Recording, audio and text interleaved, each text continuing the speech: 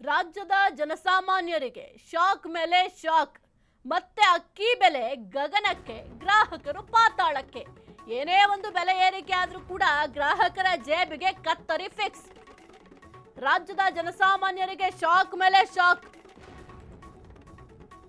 ಒಂದೇ ತಿಂಗಳಲ್ಲಿ ಕೆಜಿಗೆ ಬರೋಬ್ಬರಿ 13 ರೂಪಾಯಿ ಹೆಚ್ಚಳ ಮಾಡಿದ್ದಾರೆ.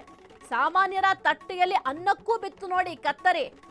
ಒಂದೇ ಚೀಲ ಅಕ್ಕಿಗೆ 160 ರೂಪಾಯಿ ದುಬಾರಿ. ಜನಸಾಮಾನ್ಯರು ಎಲ್ಲಿ ಹೋಗಬೇಕು? ಜೇಬಿಗೆ ಮಾತ್ರ ಅಲ್ಲ, ಹೊಟ್ಟೆಗೂ ಹೊಡ್ತಾ. ಈಗ ಸೋನಾ ಮಸೂರಿ, ಸ್ಟೀಮ್ ರೈಸ್ ದರ ಕೂಡ ಹೆಚ್ಚಳ ಮಾಡಿದ್ದಾರೆ. ಡೀಸೆಲ್ ದರ ಏರಿಕೆಯಿಂದ ಅಕ್ಕಿ ಬೆಲೆ ಸಡನ್ ಜಿಗಿತ. ಮಾರುಕಟ್ಟೆಯಲ್ಲಿ ದಿಢೀರ್ ದುಬಾರಿಯಾದ ದರಗಳು. ಇನ್ನು ಕೊಲ್ಲಿ ಯುದ್ಧದ ಎಫೆಕ್ಟ್ನಿಂದ ಜೇಬಿಗೆ ಕತ್ತರಿ ಬಿದ್ದಿದೆ. ಏನೇ ಒಂದು ಸಮಸ್ಯೆ ಆಗಲಿ ಅಥವಾ ಯಾವುದರ ದರ ಏರಿಕೆ ಆಗಲಿ, ಈಗ ಒಂದು ವೇಳೆ ಸಿಲಿಂಡರ್ ದರ ಏರಿಕೆ ಆಯ್ತಾ, ಓಕೆ, ಸಿಲಿಂಡರ್ ದರ ಏರಿಕೆ ಆಗಿದೆ, ಹಾಗಾಗಿ ಹೋಟೆಲ್ನಲ್ಲಿ ತಿಂಡಿ ಕಾಫಿ ಅದರ ರೇಟ್ ಕೂಡ ಹೆಚ್ಚಳ ಮಾಡಲಾಗುತ್ತೆ. ಆದರೆ ಇದೆಲ್ಲದರ ದರವನ್ನು ಭರಿಸುವಂಥವ್ರು ಯಾರು? ಜನಸಾಮಾನ್ಯರು. ಜನಸಾಮಾನ್ಯರ ಜೇಬಿಗೆ ಕತ್ತರಿ ಬೀಳ್ತಾ ಇದೆ. ಈಗ ತಿನ್ನುವಂಥ ಅನ್ನಕ್ಕೂ ಕೂಡ ಕತ್ತರಿ ಬಿದ್ದಿದೆ. ಒಂದು ಚೀಲ ಅಕ್ಕಿಗೆ 160 ರೂಪಾಯಿ ದುಬಾರಿ ಆದರೆ ಜನಸಾಮಾನ್ಯರು ಬದುಕೋದಾದ್ರೂ ಹೇಗೆ? ತಮ್ಮ ಜೀವನವನ್ನು ನಡೆಸೋದು ಹೇಗೆ? ಎಲ್ಲದರ ರೇಟ್ ಕೂಡ ಜಾಸ್ತಿ ಆಗಿದೆ.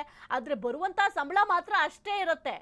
ಈ ಒಂದು ಜನಸಾಮಾನ್ಯರ ಸಮಸ್ಯೆಗೆ ಪರಿಹಾರವೇ ಇಲ್ಲವಾ ಅಂತ ಜನಸಾಮಾನ್ಯರು ಭಾರಿ ಆಕ್ರೋಶವನ್ನ ವ್ಯಕ್ತಪಡಿಸ್ತಾ ಇದ್ದಾರೆ.